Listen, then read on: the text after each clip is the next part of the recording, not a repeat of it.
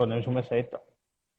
Antes de mais nada, vamos invocar a Santíssima Trindade e o Espírito Santo para que nos conduza neste pequeno momento de formação, porque Ele é aquele que ilumina nossa mente, ilumina nosso coração e nos guia cada vez mais a sermos santos rumo a Deus. Em nome do Pai, e do Filho, e do Espírito Santo. Amém. Amém. Vinde, Espírito Santo, enchei os corações dos vossos fiéis e acendei neles o fogo do vosso amor. Enviai o vosso Espírito e tudo será criado, e renovareis a face da terra. Oremos. Ó Deus, que instruíste os corações dos vossos fiéis com a luz do Espírito Santo, fazei que apreciemos retamente todas as coisas, segundo o mesmo Espírito, e gozemos sempre da sua consolação. Por Cristo, Senhor nosso. Amém. Neste mês mariano, vamos pedir à nossa mãe, a Mãe da Piedade, a Mãe Conceição, né? A Nossa Senhora Conceição, que interceda por nós, interceda por essa formação, interceda por estes encontros de formações que a paróquia vai ter, porque é sobre ela, né? E Sim. que quanto mais a gente se aproxima de Maria, mais nós nos aproximamos do Cristo. Porque onde está a mãe, ali também está o filho. Por isso rezemos então uma Ave Maria, pedindo a intercessão dela. Ave Maria, cheia de graça, o Senhor é convosco. Bendita sois vós entre as mulheres, e bendito é o fruto do vosso ventre, Jesus. Santa Maria, Mãe de Deus, rogai por nós, pecadores, agora e na hora de nossa morte. Amém. Estamos reunidos em nome do Pai, e do Filho, e do Espírito Santo. Amém. Diácono, antes de a gente encerrar, eu gostaria de apresentar o Senhor, né? As pessoas Não que estou te estão... escutando, está sem áudio? Não. Não está me escutando? Eu não estou te escutando, Patrick. Ai, meu Deus do céu. Estou até mais perto aqui agora. Tá me escutando? Eu acho que é o fone. Não estou te escutando. Tira o fone, talvez seja isso. Eu estou escutando o senhor normalmente. Está me escutando? Estou, normalmente. Ok. Posso começar? Não, só um instante. Antes Então, da gente poder... o dogma de Maria, os dogmas marianos, sempre estão vinculados a duas realidades muito próximas ao cristianismo, que é a realidade da Trindade e a realidade do Cristo, a questão da dupla natureza de Cristo. Uma pessoa em duas naturezas, verdadeiro Deus e verdadeiramente homem. Antes de mais nada, vamos para as Sagradas Escrituras, né? Então, aqueles que quiserem nos acompanhar ou anotar, a carta de São Paulo aos Gálatas, capítulo 4, versículo 4. São Paulo diz o seguinte: quando, porém, chegou a plenitude do tempo, enviou Deus o seu Filho, nascido de uma mulher, nascido sobre a lei, para remir os que estavam sobre a lei, a fim de que recebêssemos a adoção filial. Amados irmãos, quando nós estudamos os dogmas marianos, nós temos que entrar e adentrar no cristianismo dos primeiros séculos. E aquele contexto histórico em que os primeiros cristãos se encontravam. Então, nós vemos ali uma religião nascente, que ainda não era tida como religião, né? Logo ali nas primeiras décadas do século I, os cristãos eles eram limitados a uma espécie de ramificação do judaísmo, né? Uma seita provinda do judaísmo. Eles só adquiriu o status de religião, como nós entendemos hoje, posteriormente, conforme o crescimento. E o que acontece? Diante da realidade em que eles estavam, diante do Império Romano, diante da filosofia grega, eles lidavam com três correntes de pensamentos. Eles tinham o monoteísmo judeu, o monoteísmo tão forte que impediam de entender a Trindade como sendo um só Deus. como nós professamos. É um só Deus em três pessoas. Para o judeu, isso é impossível. Ou são três deuses, ou alguém não é Deus. Então, este é o primeiro radicalismo. E por isso que nós temos aquele credo niceno-constantinopolitano que diz: credo em um só Deus. E depois adentra nas pessoas. Pai Todo-Poderoso e daí por diante. Por outro lado, nós temos a questão do politeísmo pagão. Os muitos deuses. Então, para estes que se convertiam do paganismo, era muito fácil entender a Trindade como vários deuses. E por isso o credo também afirma: credo em um só Deus, o niceno-constantinopolitano. Além disto, nós temos uma realidade que é própria da filosofia, que é a questão da gnose. É a questão do conhecimento e da dualidade que penetrou no início do cristianismo e gerou várias heresias. Diante dessas três culturas, desses três tipos de pensamentos, os cristãos se encontraram. E a primeira coisa que nós vemos é a pergunta a ser respondida: quem é este que nasceu, morreu e ressuscitou? Sem a resposta dessa pergunta, nós não entendemos quem é esta que o gerou. A resposta de Maria, Mãe de Deus, que foi dada no concílio de Éfeso em 431. Eu tenho que pescar essas datas, porque eu sou péssimo com datas. Às vezes eu me recordo dos concílios, mas as datas somem. Então, a doutrina de Efésios 431, que defendeu a Theotokos, Theos, Deus, Tokos é geradora, é aquela que gerou Deus em seu ventre, ela vem com uma finalidade. Ela vem defender, diante das várias correntes heréticas do século I ao século IV, que aquele que nasceu de Maria é verdadeiramente Deus e verdadeiramente homem. Mas antes de nos aprofundarmos nisso, cabe um adendo que eu acabei esquecendo, que deveria ser feito antes. Entendermos o que é dogma. Verdade. O Catecismo da Igreja Católica nos ensina que os dogmas são nossa fé.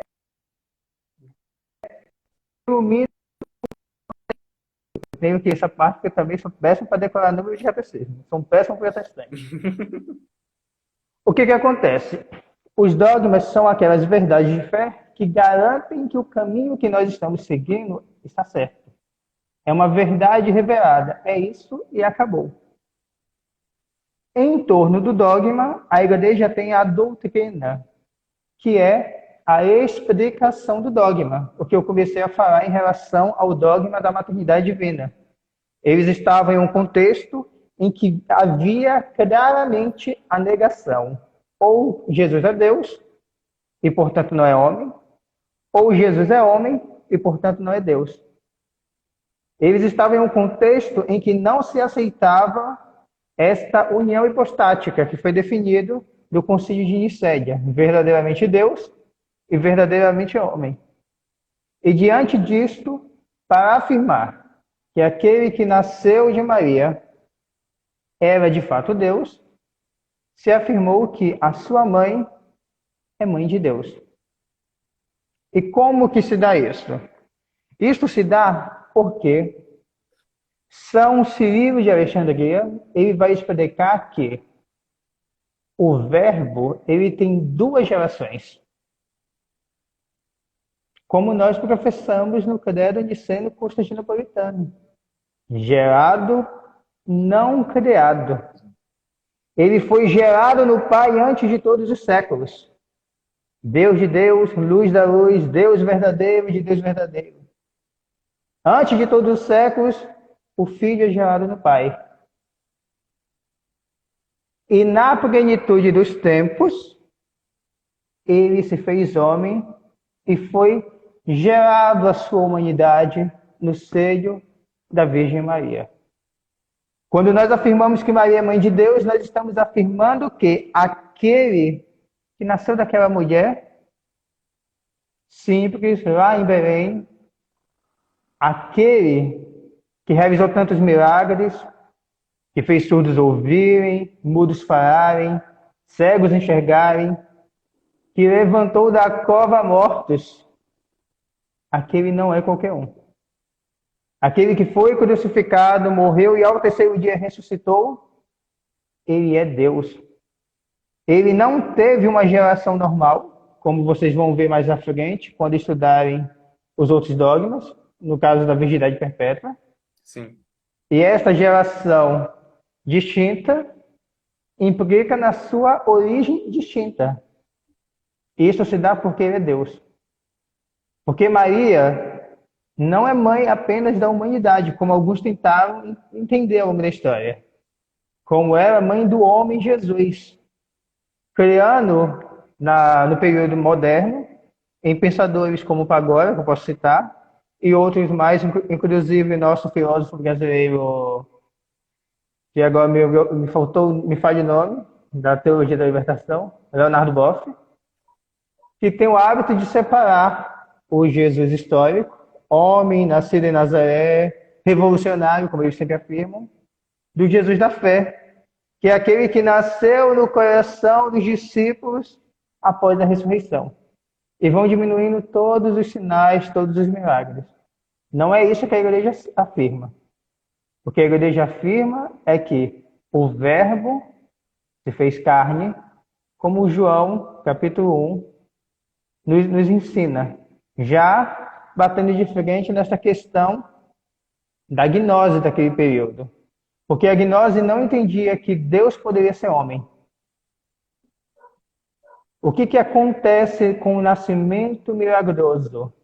Ao assumir a natureza humana, Deus ele não apenas se rebaixa naquele processo de kenosis, como nós chamamos, que é o rebaixamento, que nós cantamos naquele hino, se eu não me engano, de Efésios ou Filipenses, de São Paulo, que eu sou péssimo protestante, embora fosse de divina condição, Cristo Jesus não se apegou ciosamente a ser igual em natureza a Deus Pai. Por isso ele esvaziou-se de sua glória, tornando-se aos homens semelhante. E neste esvaziar-se de sua glória, ele eleva a nossa humanidade. Amados irmãos e irmãs, é magnífico entendermos que em Cristo Jesus a humanidade começa a participar da Trindade. Porque nós não estamos falando de uma pessoa qualquer, nós estamos falando de uma pessoa que é homem e Deus. É homem e Deus, Deus homem.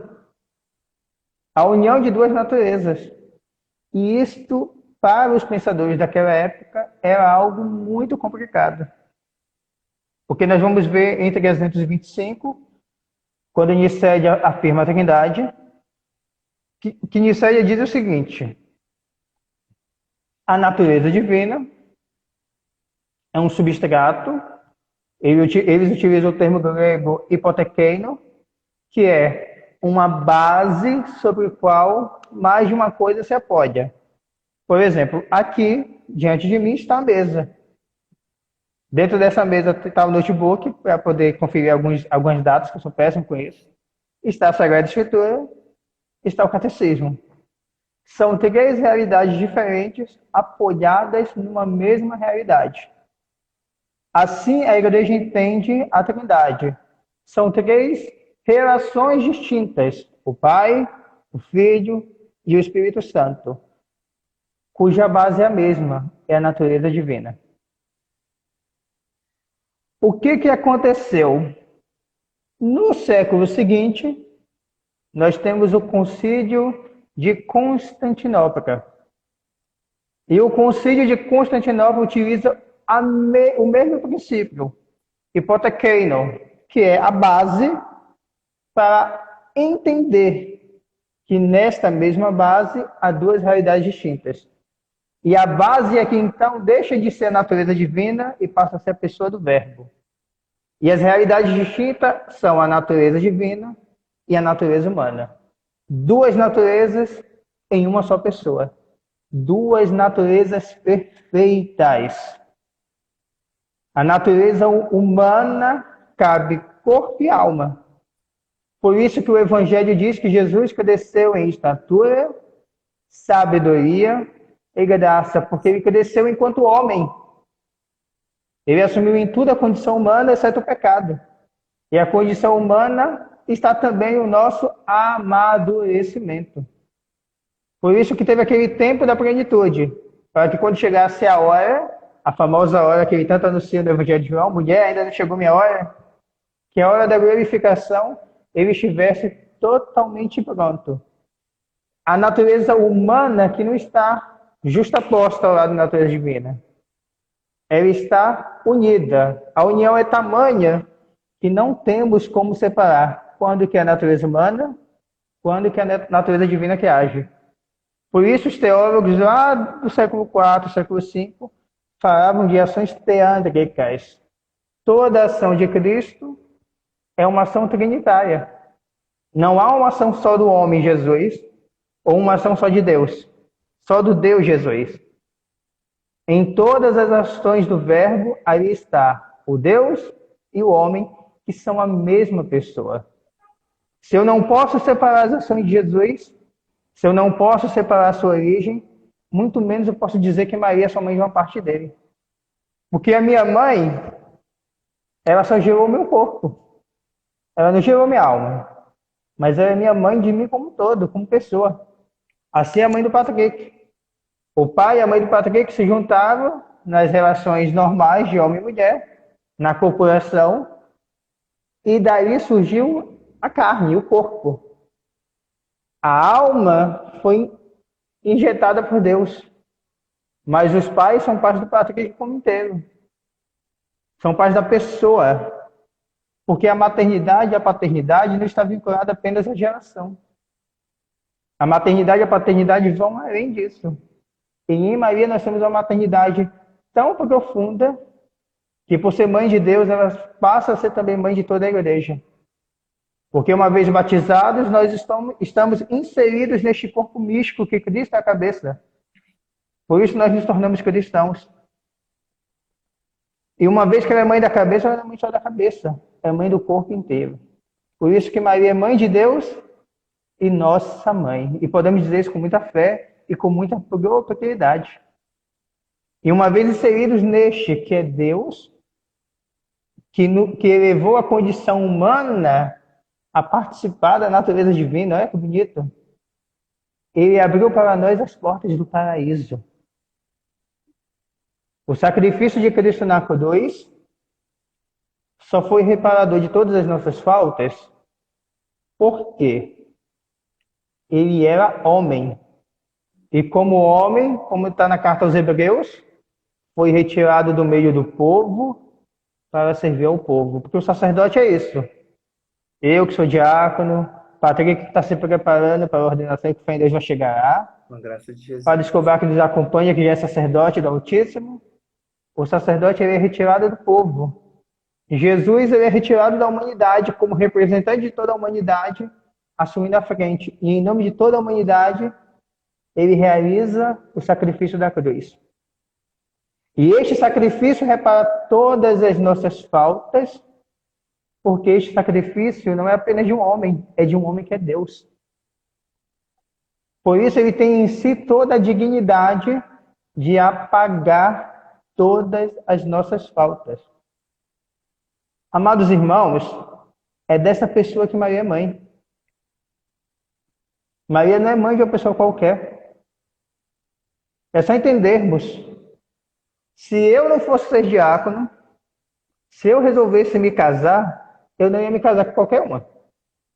Eu não queria que qualquer uma fosse mãe dos meus filhos. Aí eu vou imaginar que Deus, na sua sapiência, na sua sabedoria, vai escolher qualquer um, vai jogar no dado, vai tirar na sorte para saber quem é a mãe do filho dele. Quem vai receber esse canal da entrada de Deus na humanidade. Não dá para conceber isso. Isso sim é irracional, dizer que Maria é uma qualquer, minimizar a sua participação na história da salvação.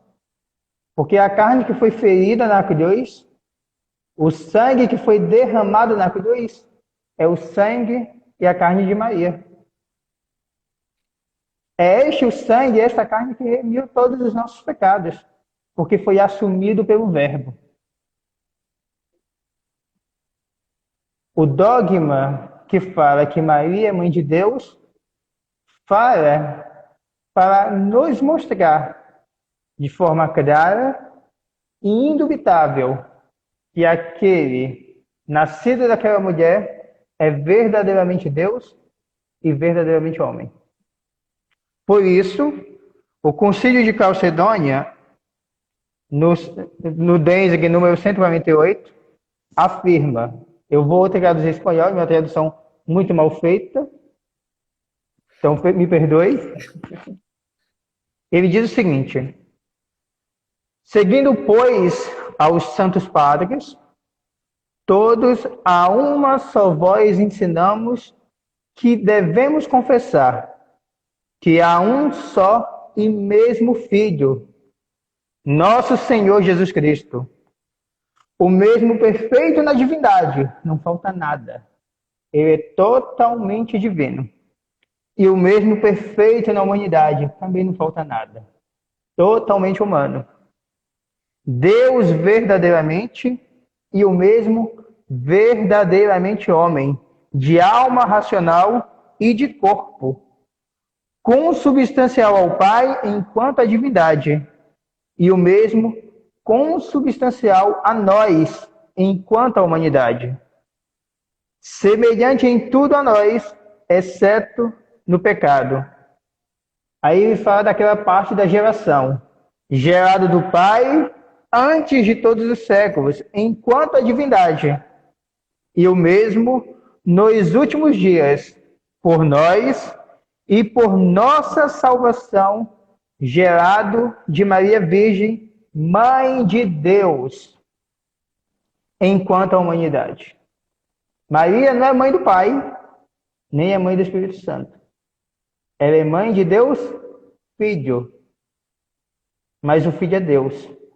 E por isso nós falamos, Mãe de Deus. E enquanto participamos de Cristo pelo batismo, porque o batismo ele nos une, nos incorpora ao corpo místico de Cristo, nós também falamos que ela é nossa mãe. E é mãe até daqueles nossos irmãos que foram validamente batizados, mas não aceitam ela como mãe. Porque ela é mãe de Cristo todo, cabeça e membros. E por isso ela é mãe de Deus e nossa mãe. Alguns vão questionar que demorou-se muito para discutir.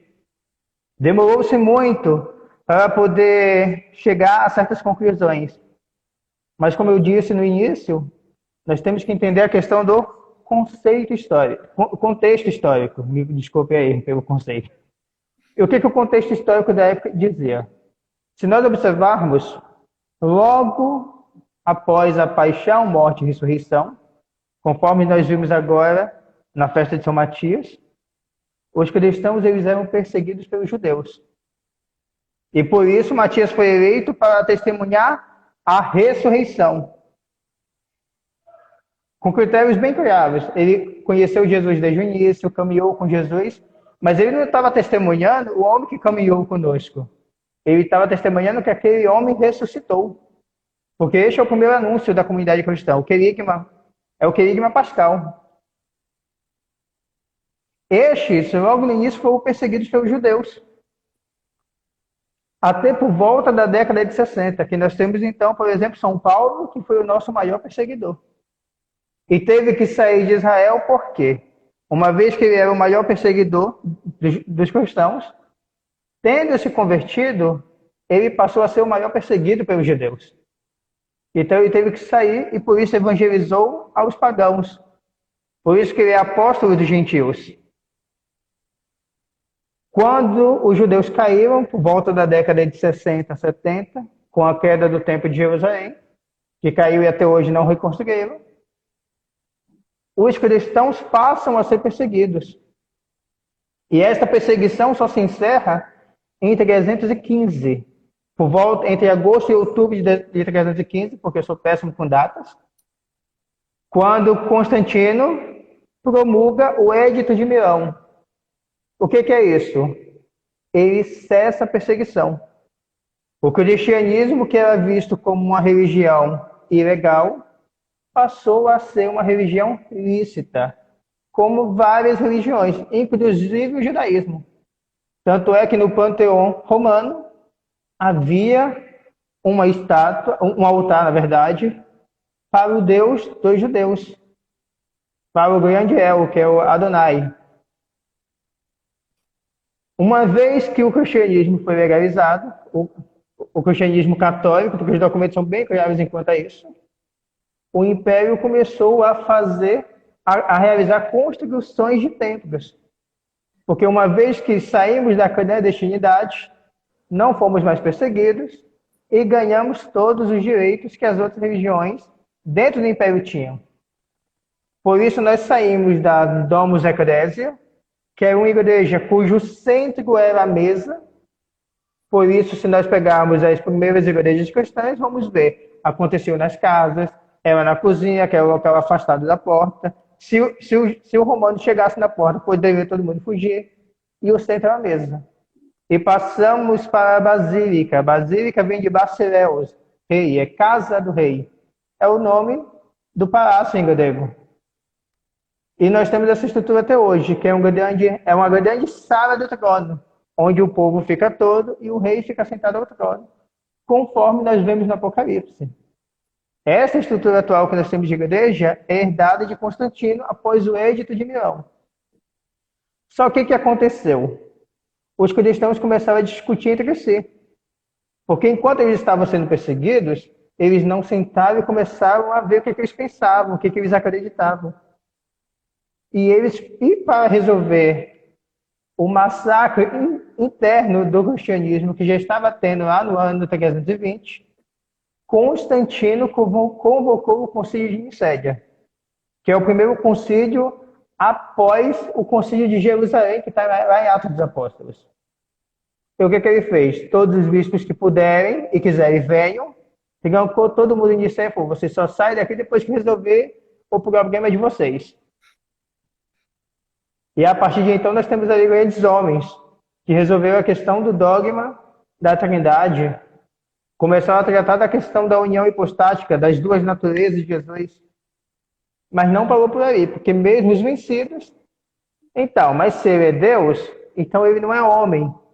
Aí, anos depois, teve que ter outro concílio, o de Constantinopla. Mas ainda assim, alguns falaram, então, tá bom, nós entendemos. Mas ele não é tão assim Deus, ele é a terceira criatura.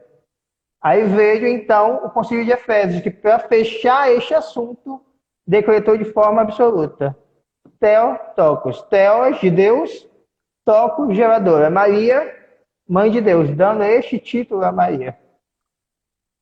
Então nós vemos um período histórico extenso, onde finalmente a igreja pôde respirar profundamente. Isso não parou por aqui, que vocês vão ver nas próximas formações. Isso. Eu ainda não estou te escutando, Patrick. Meu Deus do céu, não tô acreditando. Não sei por que você não tá me escutando. Então, depois da... Manda pelo WhatsApp que eu estou vendo por aqui. Porque eu não estou te Tira escutando, não. tira o fone.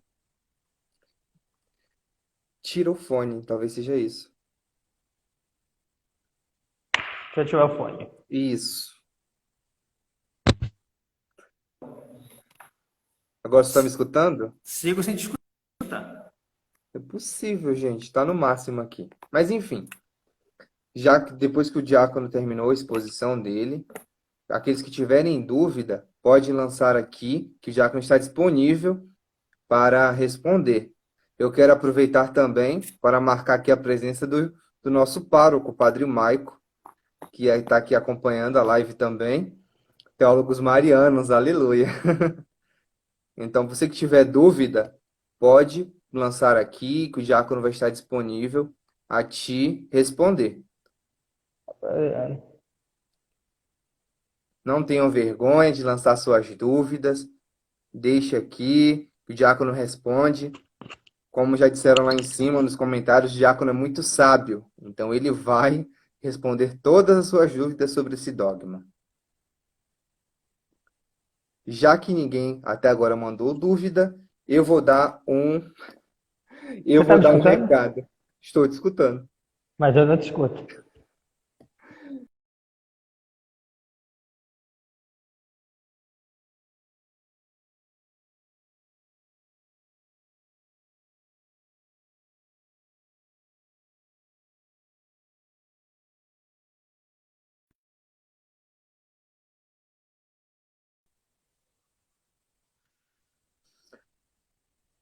Já que o diácono e ninguém mandou nenhuma dúvida até agora, eu vou dar o recado que me foi pedido. Você que está nesse sábado à noite em casa, todo mundo em quarentena, né? E deseja pedir algum lanche para comer, a nossa cantina da paróquia está com uma promoção ótima. Sábado e domingo a partir das 19 horas. Super combo, 4 salgados mais 4 Guaracups por R$ 20. Ou uma pizza de 30 centímetros mais 2 Guaracups por R$ 20. Deixa eu chamar o diácono aqui.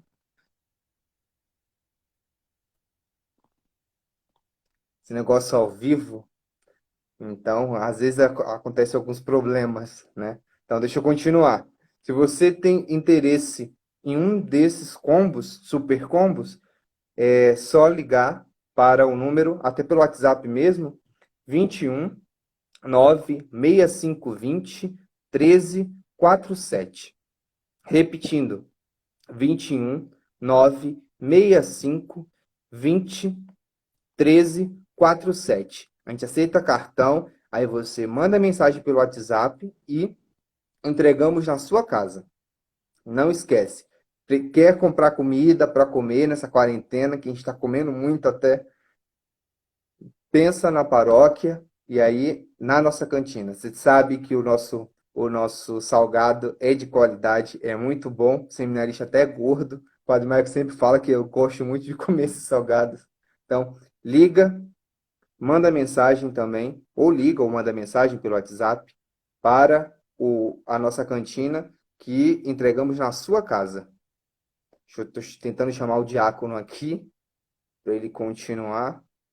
Enquanto ele não chega, você que tiver sua dúvida, deixa aí sua mensagem, que o diácono é muito sábio, que eu acho que agora ele está me escutando.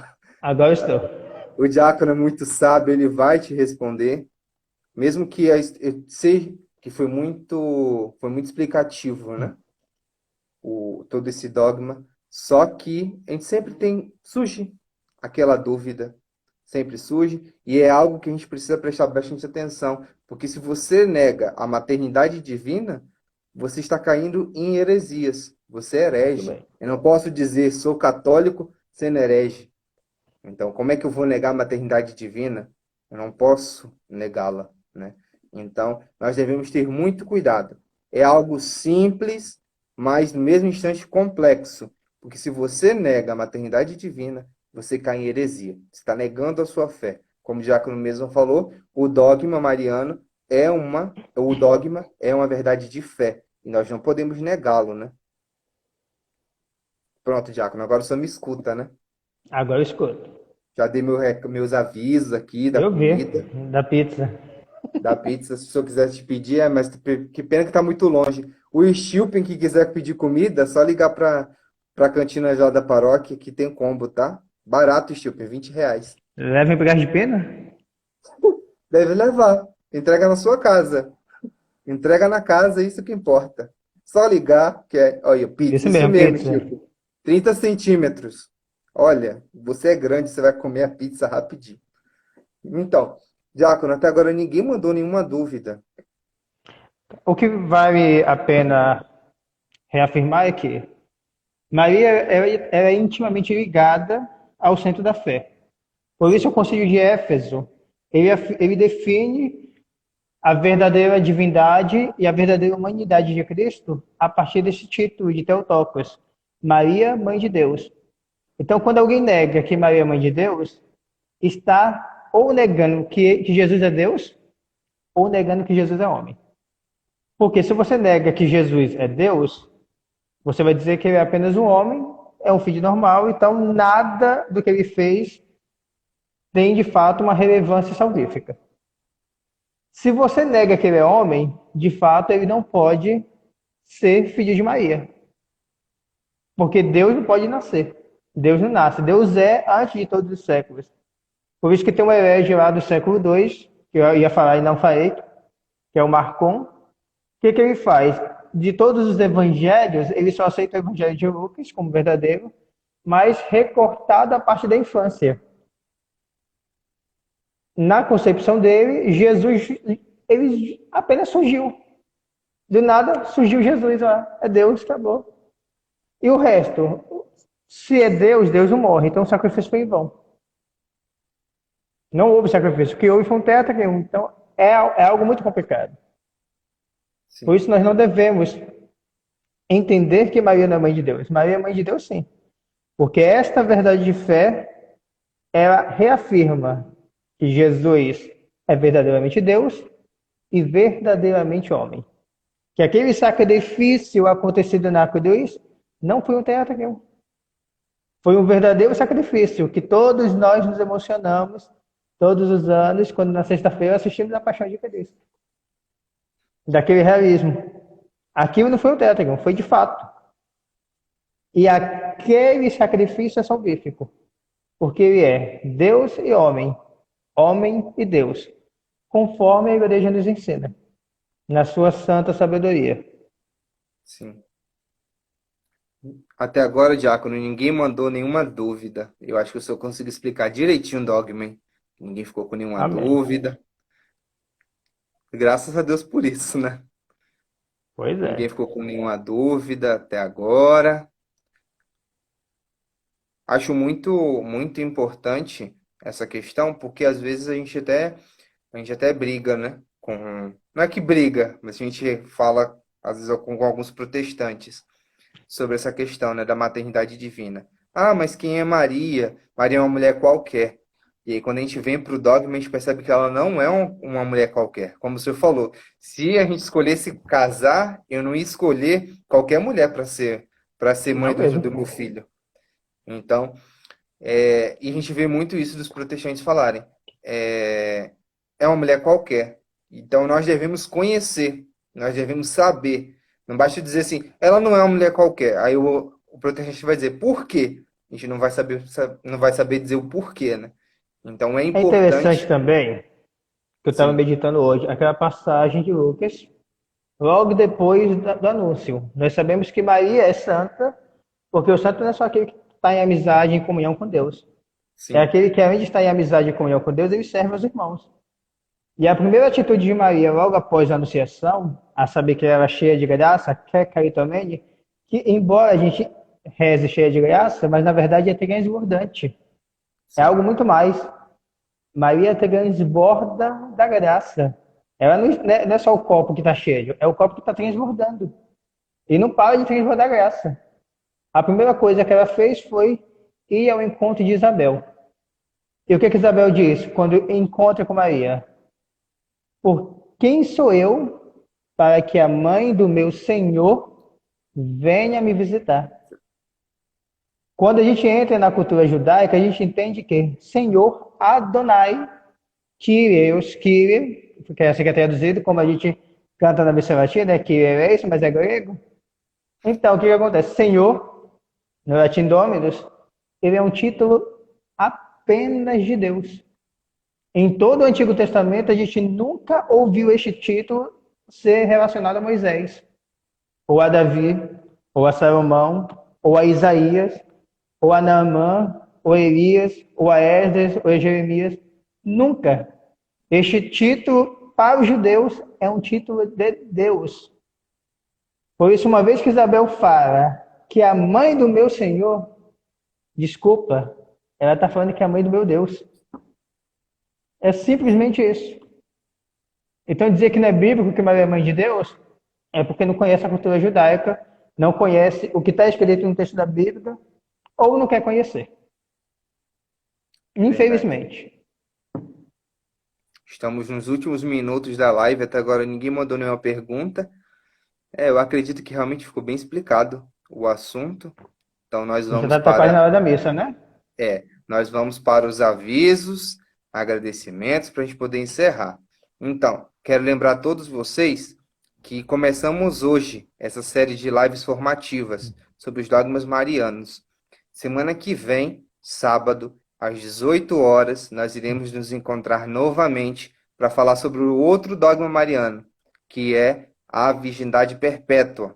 Teremos outro convidado, que eu vou deixar surpresa, teremos outro convidado para fazer essa formação para vocês. Então, peço que nos acompanhem, porque já que estamos vivendo esse momento de pandemia, que estamos em casa, né? E também estamos no mês mariano. E nós não podemos deixar esse mês mariano passar despercebido. Porque às vezes a gente só assistindo as missas pelas redes sociais e é capaz de passar despercebido, né? Então é importante de poder refletir sobre os dogmas marianos. Algo não tão comum de se explicar, né? Então é um momento bem propício. Outra coisa quero lembrar vocês que assim que terminar aqui, vocês vão correndo para a página do Facebook da nossa paróquia, onde teremos a missa às 19 horas, tá? Então, 19 horas a Santa Missa. É importante acompanhar. As nossas lives vão ser aqui pelo Instagram e a Santa Missa vai ser transmitida lá pelo Facebook. Então, vão lá para poder participar. Então, agora, quero agradecer ao diácono, em nome também do Padre Maico, do Padre Fábio, que gostaram muito da ideia, quando eu lancei essa ideia dessas lives, e logo quando eu falei do primeiro convidado, eles gostaram bastante, né? Então, muito obrigado, diácono Amém. Diego, que é da minha diocese de Itabuna, Bahia. Então, não tinha outra pessoa a convidar, né? Logo eu pensei, porque essa série de lives foi ideia dele, tá?